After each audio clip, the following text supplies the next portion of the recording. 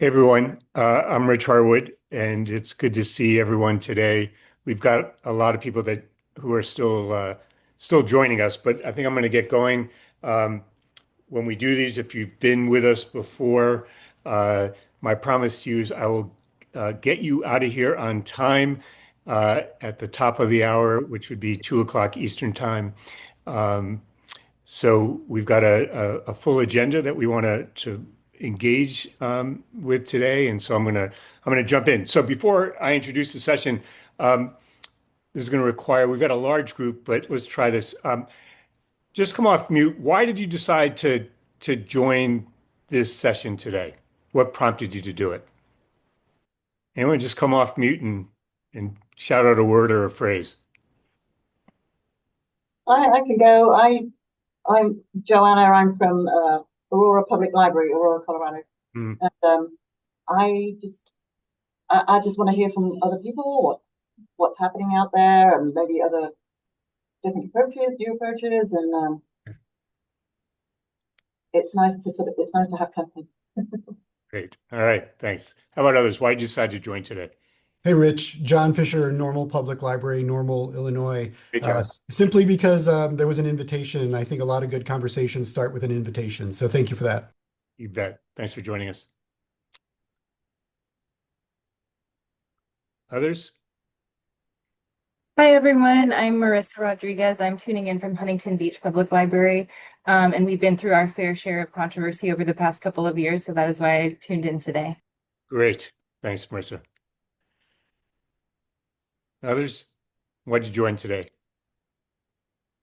I'll Bernard go. Riley from Chicago area because I'm excited, somewhat optimistic about the role of libraries in the world of AI and big data. Hmm. Great.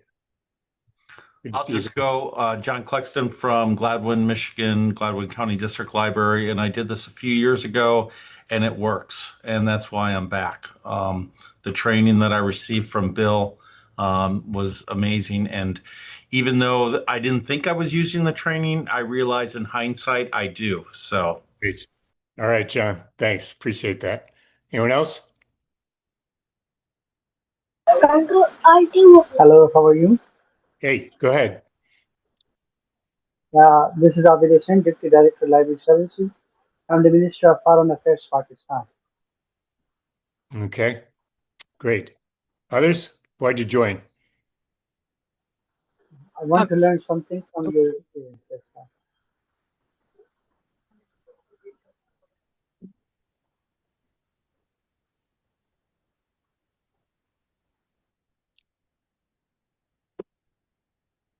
Anyone else? For the opportunity to learn in community with other people who care about the same things. Great. All right. So here's why we decided to do this. I think, as you know, in our work, in my work, I'm traveling across the country. I'm on the road pretty much every week.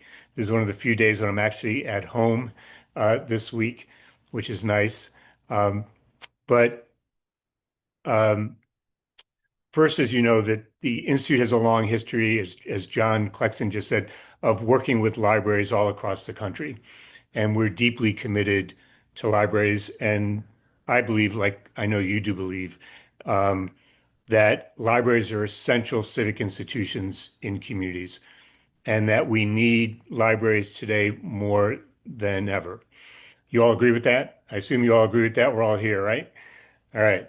So that's our starting point. At the same time, as some of you mentioned, um, we're living in really hard times, especially for libraries, right? There's a lot of uncertainty, there's a lot of confusion, there's a lot of chaos. Um, we live in highly divisive and acrimonious times. There are culture wars in most of the communities where we're doing work, and libraries are at the center of many of those, unfortunately. Uh, and all of this is happening, and people are looking for touchstones at a time when demands on libraries are going up and resources are coming down, right? I'm sure many of you are experiencing that. And at the same time, I know in working with libraries, um, we all breathed a sigh of relief when COVID ended, and you all were front line during COVID for many communities, and were asked to do more and more and more. And yet, as COVID ended, everyone thought, oh, the work is over, we're done. And yet, for libraries, the work was often just beginning. As I said, those demands just kept piling up and the resources kept going down. So in these times, the reason why we wanted to do this session today is because it can be hard to maintain belief that we can actually move forward together. And I happen to believe that we face a crisis of belief in the country. We no longer believe in institutions. Many Americans don't believe in our leaders. We don't believe in the news media. Heck, many times we don't believe in one another, right? Are you experiencing that in your communities?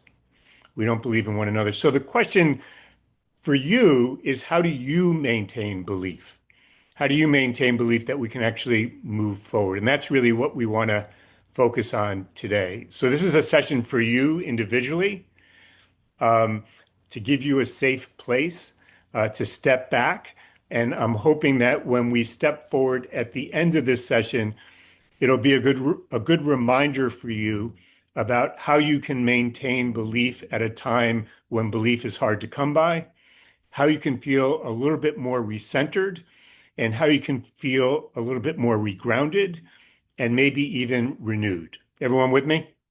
You in the right place? All right.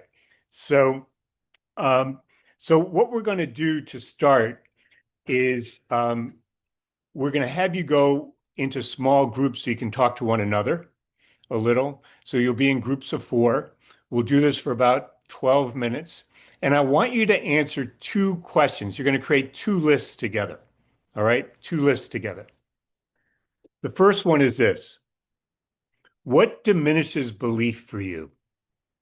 What diminishes belief for you? And the second list is what engenders belief for you? What engenders belief for you? Just 2 lists. You just create 2 separate lists. So if you're taking notes, you can almost create 2 columns on a sheet of paper. The left-hand side is what diminishes belief. The right-hand side is what engenders belief. Start with the left-hand side, what diminishes belief. Get about 6 or 8 things on that list, hop over to the second list and create what engenders belief. And then I want to come back and talk about these 2 lists, what they mean for us, most importantly, what they mean for you as you move forward in the work that you need to do. All right, you with me? This work? All right, here we go. You'll be in the group with about 3 other people. All right, welcome back, everyone. Welcome back. Okay, we're going to try an experiment here with 95 people on this call, or 100 people, whatever the number is right now. Good to see everyone. How'd that go? Just give me a thumbs up. Did that go okay? Yeah. All right. So let's see. Great. Love all those emojis and stuff. We're going to try to create 2 lists together. We're going to try to replicate these lists, but as a group. And then I want to talk about them together. So let's start with the diminished belief list. So come off mute. What did you have? Give us one example of what diminished belief for you. What diminishes belief for you? Nicole Henline, from Pennsylvania. Yeah. Political interference. Okay. How about someone else? What diminishes belief for you?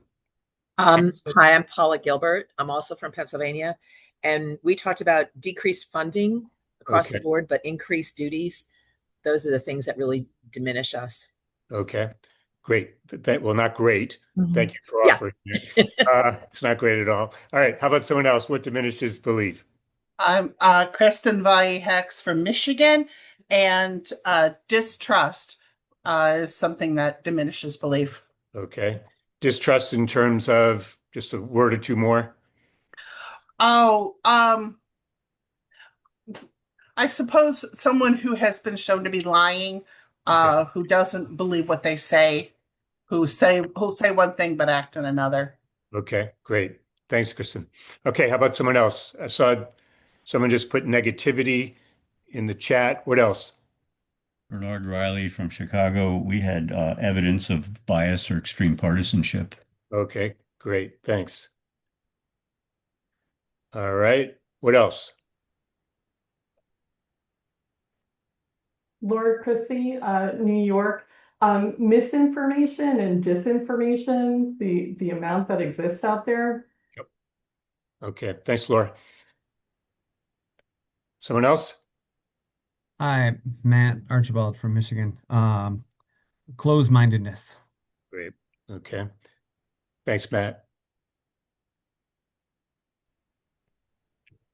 One that came up in our group was the lack of empathy Okay. for the lived experience of everyone around you. All right. Great. Thanks, Kate. Someone mentioned change. Shannon in the chat said change fatigue.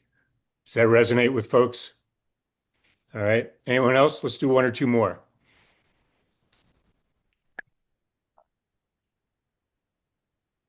Doubt in ourselves. Thanks, Nancy. Okay, one other.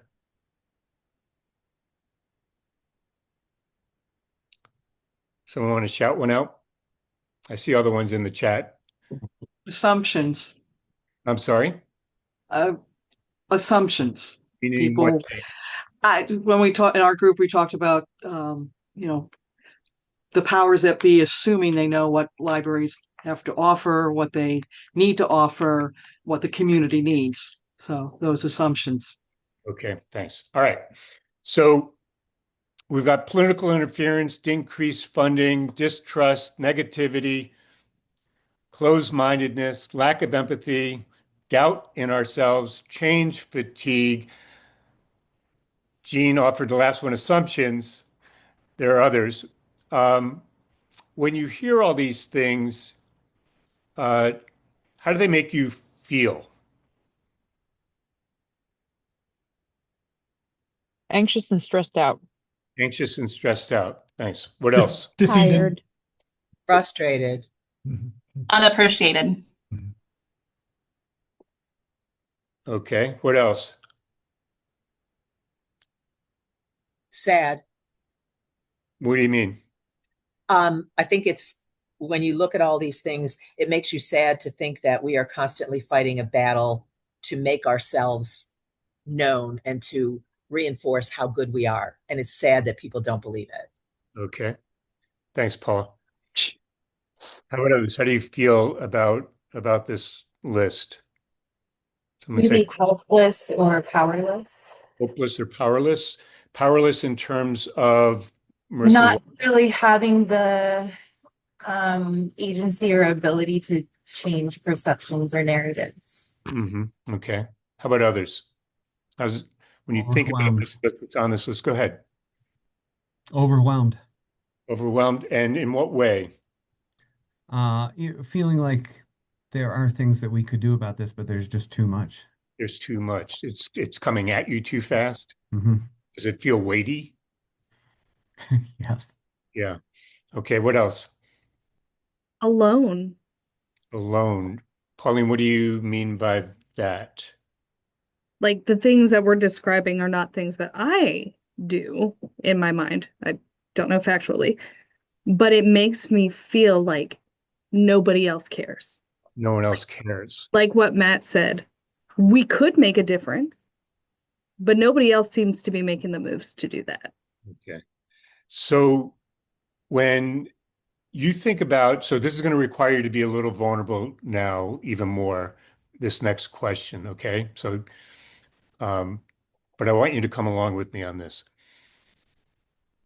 When you say that some of you may be feeling anxious and stressed out, when you feel tired, Matt, when you feel overwhelmed, when you feel alone, maybe when you feel powerless, right? Frustrated, tired. What do you feel in your body and where do you feel it when you feel those things? In your body. What do you feel in your body? Tension in my neck. Tension in your neck? Okay, thanks, Sherry, for getting us started. I get headaches. You get headaches? Okay. Neck tension, tightness, what else? Upset Shakiness. stomach. I'm sorry, Marissa, go ahead. Shakiness. Shakiness. Where does that happen? Like arms and hands, I would say. Okay. Sandy, did you just jump in? Hmm. Someone else had jumped in? Upset stomach. Upset stomach. Okay. Oh, this time. What about others? Tiredness. Tiredness. And how does that affect you? How do you Just, slows the pace sometimes. Okay. What else?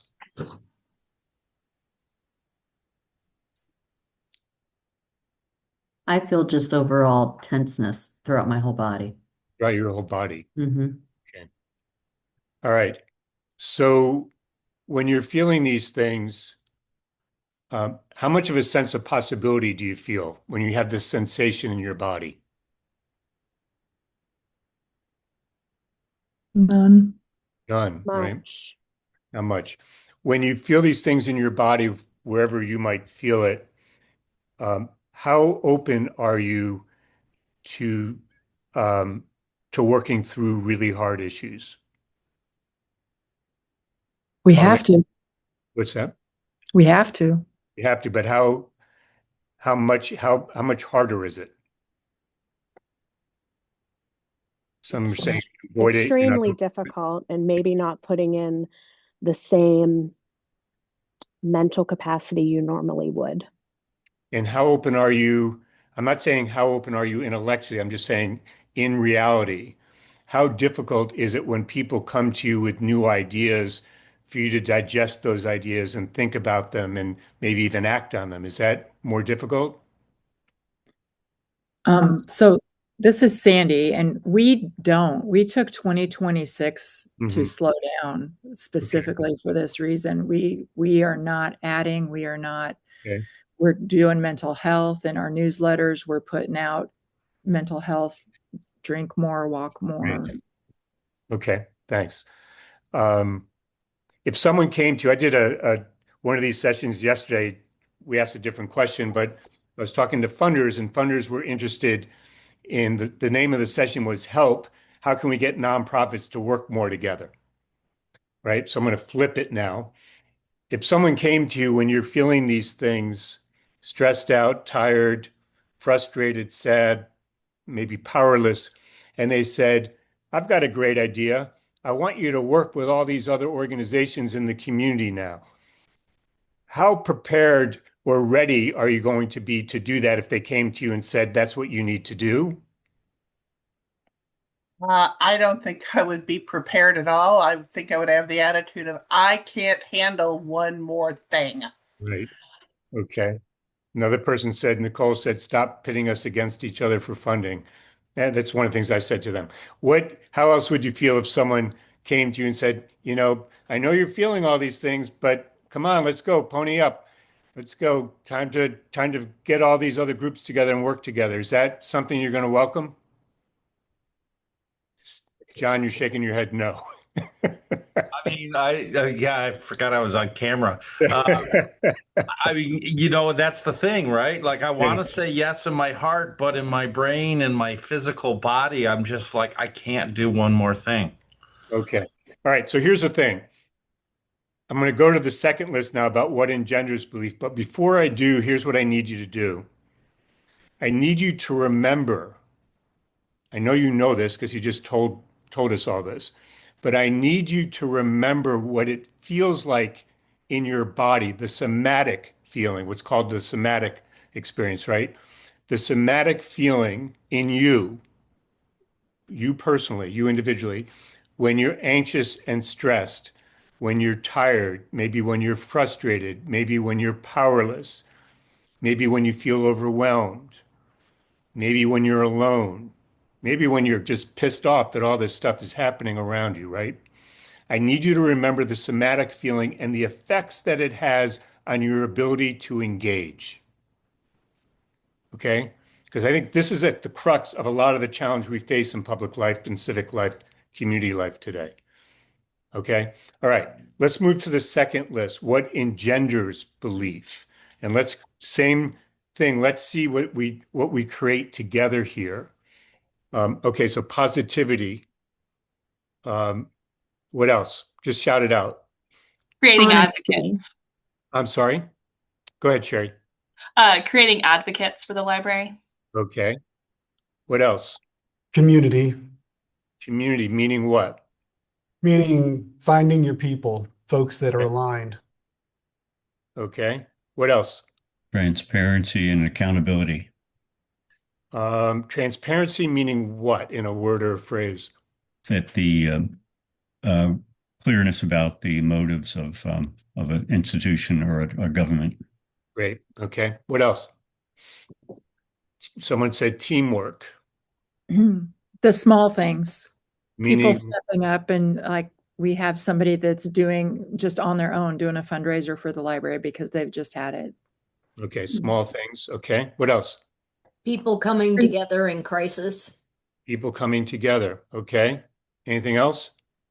For me, it's just the small moments of joy and a happy face at story time, kids who hug stacks of books to their little chests, people who get new library cards, just those day-to-day joys in the library.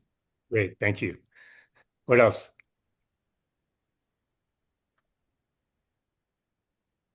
What is Fostering and sustaining public trust. okay. Anything else? Feeling heard. Feeling heard. Okay. One or two others.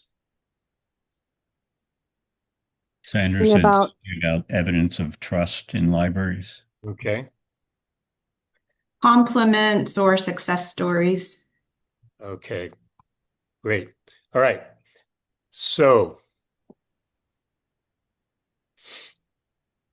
positivity, openness, sense of community, having allies, teamwork, small things, feeling heard, compliments, success stories.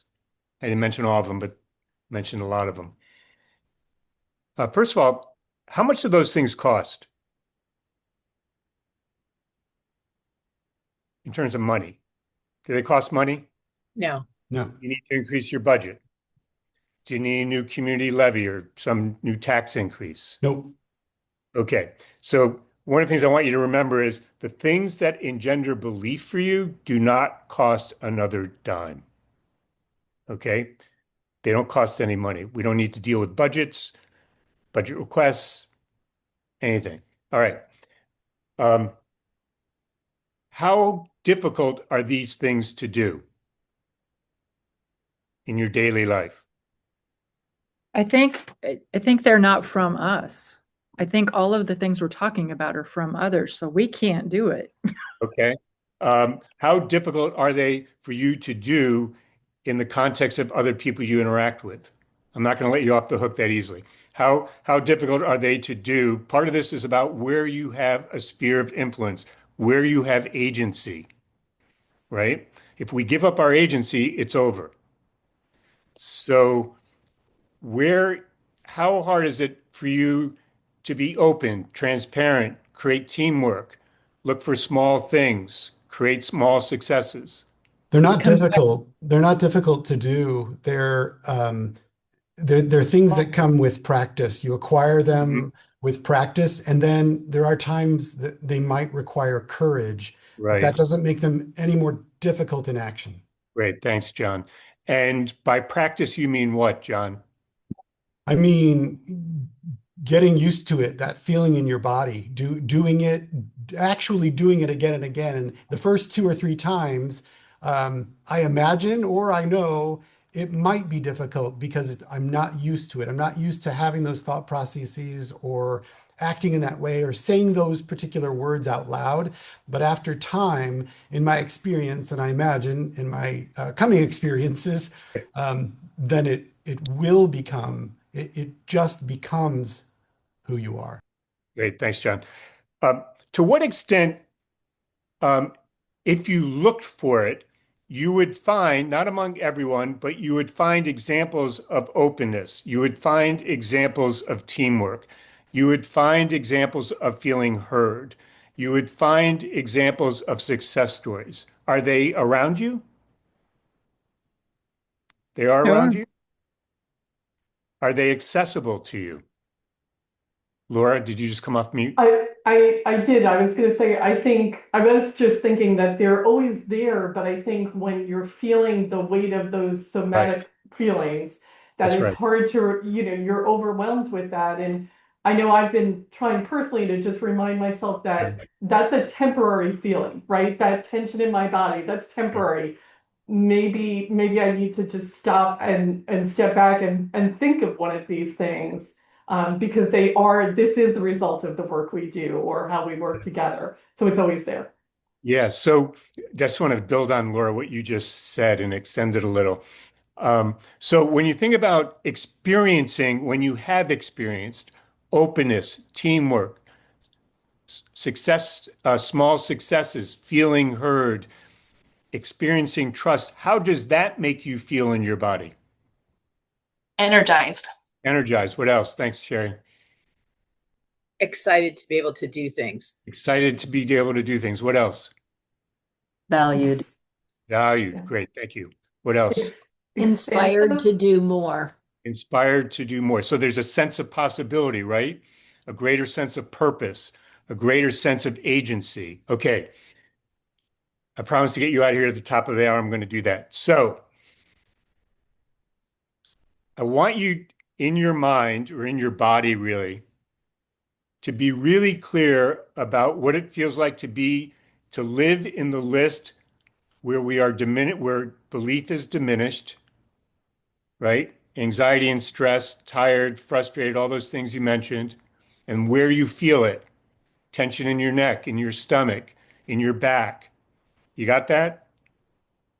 Now I want you to remember, what does it feel like when you're on the list where belief is being engendered, right? Sense of possibility, sense of agency, sense of openness. You got that? Okay, now I want you to answer this question. You're going to have to be really truthful about it, though. Where do you spend most of your time? Where do you, not exclusively, but where on a daily basis do you spend a lot of your time? Is it on the list of diminished belief? Like when you walk into work a lot of days and things start to get going, do you feel like you're on the diminished belief list side of the equation? No, I'm the ultimate optimist. I have to be positive. Okay. Same. All right. Same. All right. So you're all I'm on the engendered belief side. That's what you feel. Even though you told me before, these are all the things that affect you and how they make you feel. I think Most it's of the time. Go ahead, Deb. I start my day feeling very engendered. Every day I wake up feeling great. And then as the day goes on and more external things come at me, my bucket gets emptied pretty quickly. Okay. Others? I think it's the moment. I think, we're positive, but it's the information overload. If the negative information outweighs the positive, then we just start getting worn down. Yeah. Yeah. That's what I hear from a lot of your colleagues, at least. Anyone else? I think for me, I'm new at this, at Yeah. being like a librarian. I just started, and so I'm kind of being more proactive right now, like coming to this and not having experienced a lot of burnout yet, but having seen the trials and tribulations and social media backlash. And so for me, it's more a case of I've been in other leadership positions where I learned to be proactive on scheduling time for myself to do Okay. things that bring me enjoyment. And then when I come to work, I'm looking for the positive. And then when I have that somatic feeling in my neck, I take a minute to step back and find what brings me joy and then come back to the situation. Great. Thanks, Sherry. Anyone else want to weigh in? How hard is it to get away from the diminished belief list? when the inciting factor for the diminished belief list is something that I have zero control over, and that feels like it's going to be a long-term issue, budget stuff, Yeah. political stuff, that can be really hard. Yeah. And I can feel like my coworkers and my team is all working towards the positive, and yet there are these other things. So it really depends on what the balance is today. Yeah, exactly. I think that's well put. So it depends on what the balance is today or what the balance is this hour and the extent to which it sidetracks us for the rest of the day or into tomorrow, whatever it may be. So here's what I want you to think about moving forward. I've done this exercise with people all over the country, and um, we live in a time when much more than it, I've been doing this work almost 40 years now. And um, there have been other obviously really hard times, the Great Recession in 2008, right after 9/11, after the death of George Floyd. I mean, there have been any number of difficult periods. This period seems to be particularly difficult. I'm not going to say it's more difficult or less than others, but it's particularly difficult for a lot of different reasons. We all know that. And in this period, particularly coming out of COVID and the fact that we're kind of in this extended run here, it seems like, and there doesn't seem to be a light at the end of the tunnel some days. It's it's not too hard to find yourself on the diminished belief side, to find yourself on the side where you're starting to feel overwhelmed. There's a lack of empathy. There are culture wars that I'm sure some of you have to deal with. Um, there's misinformation and distrust. And whether we like it or not, it can seep into our lives. And I'm sure as you've experienced, the reason I was asking about the somatic effects, because even when intellectually you're trying to remain mindful that you want to be on the other side, all of a sudden you're starting to feel these physical effects, right? And they're telltale signs, as you know, right? They're telltale signs. So one is, as someone just mentioned, how can we become more mindful of when that's starting to happen to us? I think that's really important right now. You know, when you feel those things, running from it doesn't help. It often, right, deepens it and makes it worse. So A, how is it that we recognize what's happening and how can we name it? And for me, it's kind of like, how do we name that? Like, oh, my belief is being diminished in a sense, right? Here's the other thing, though, is that on the right-hand side of the ledger, this sort of what engenders belief, these things are happening all around us every day. And I know working in a library or being connected to a library, they happen a lot. You've got kids coming in and out. You've got people doing all sorts of things. You've got teens in the afternoon sometimes. There's all sorts of joy that's occurring within libraries and around libraries and the people you interact with. But it can be real hard to see sometimes and to remember. So part of today really is a reminder of how do we intentionally look for those things that engender belief. They're there. But in our society, in the news media, in our political discourse, in our community discourse, in the ways in which we often talk to each other around the water cooler or whatever it is these days, the coffee machine, we complain. We're passing along narratives of like, it's not working. People are against us. I feel overwhelmed. All of that stuff shapes our mindset, our attitudes, our actions, the choices we make, the ways in which we come to things, which is why I asked you when you're feeling like when belief is diminished, what does it do to you in terms of openness, feeling innovative, being willing to do certain things? We close down. We all know this. So I'm not telling you anything you don't know today. What I'm hoping to do is remind you of what you know, importantly, remind you of what you feel, and remind you that there's a way out.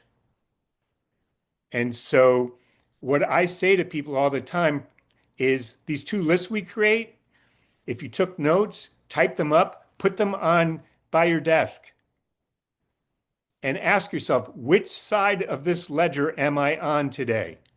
Am I on the diminished belief side or am I on the engendering belief? What am I doing with my team or my colleagues or the people I'm interacting with in my community? Because I'm an agent of hope.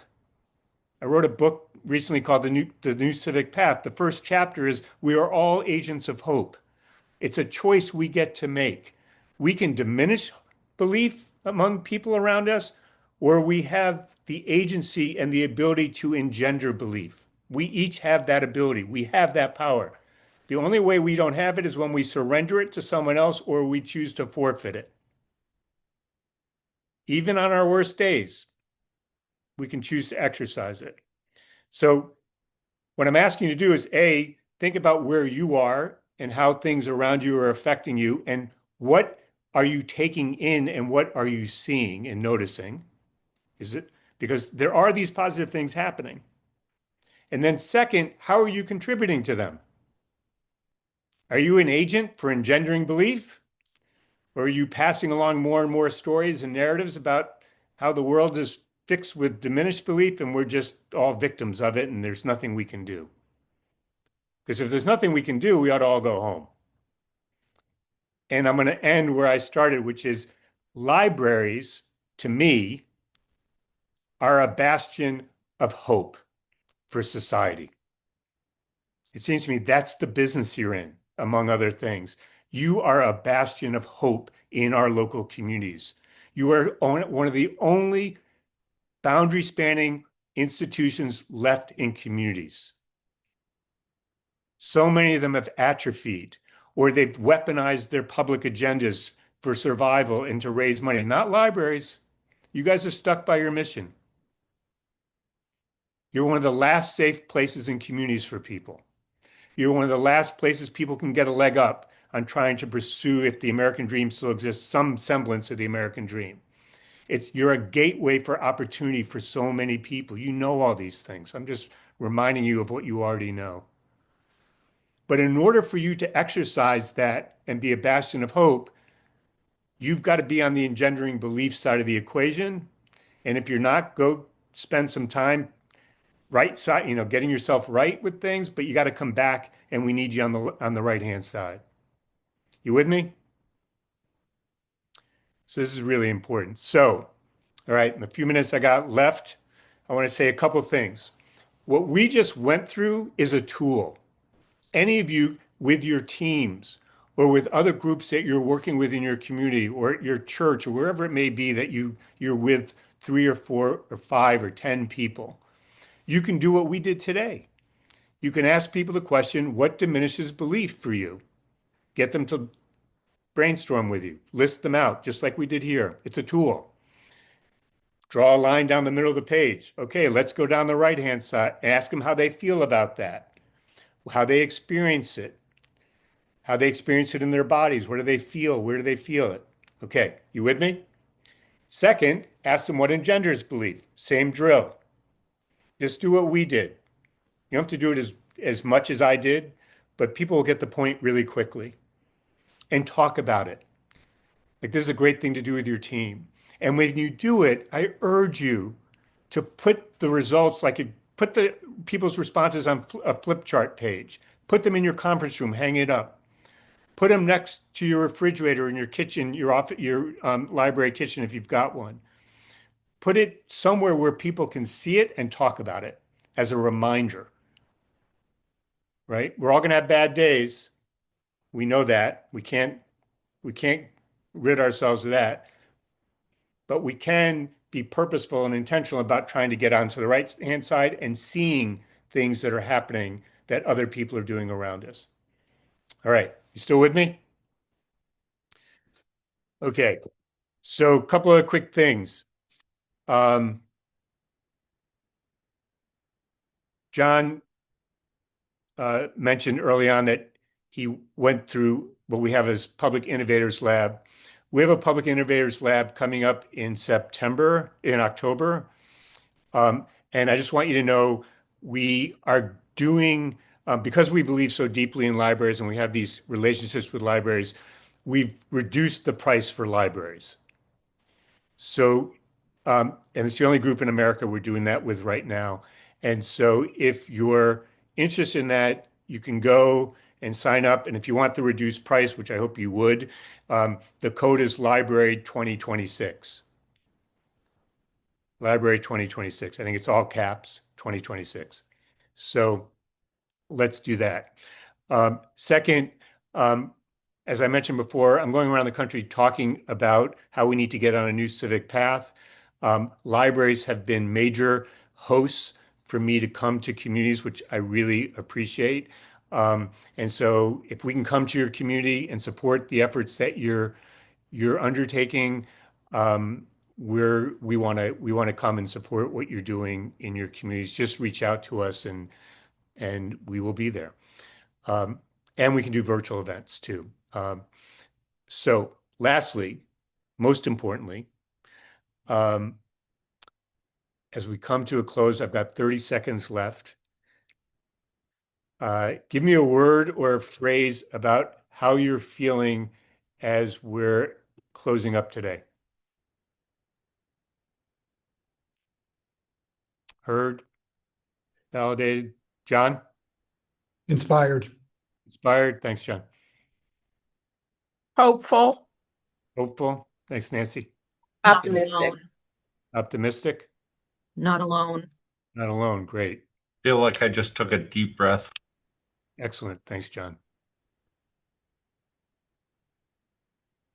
Anyone else? Hugged. I like that. All right. It's good to see everyone. Thanks for spending an hour with us. We're going to keep doing these as we move forward. I'll just end where I started. I really do think what you all do is some of the most essential things that happen in communities and that are necessary for supporting our civic life. And I can't think of a more important thing to be doing right now. So thanks for everything that you do. We're here to support you, and we look forward to being in touch. Thanks.